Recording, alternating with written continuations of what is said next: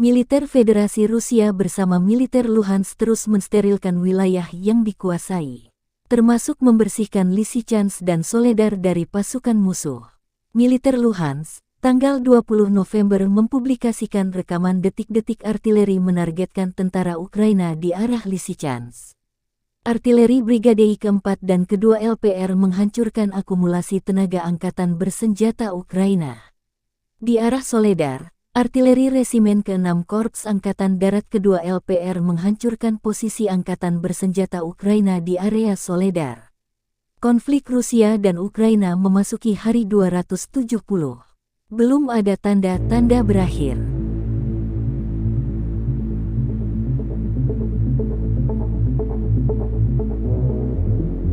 Presiden Ukraina Volodymyr Zelensky di depan anggota Forum Internasional Warga Prancis menggambarkan perilaku tak beradab militer Rusia sejak awal invasi.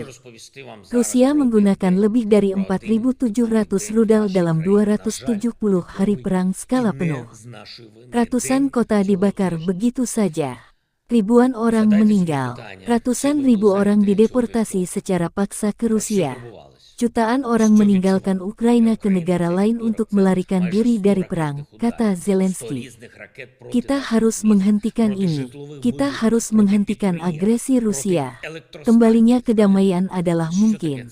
Tapi itu mungkin ketika semua orang di dunia memahami bahwa tidak ada seorang pun di dunia yang pantas menerobos sesama meski hanya satu hari, kata Zelensky. Через ракетне ураження енергетики. Пані та панове, усі ви знаєте, яку страшну війну Росія веде проти України. Усі ви знаєте, як ми хочемо повернути дня терору. Дякую вам за увагу, дякую вам за підтримку. Слава Україні!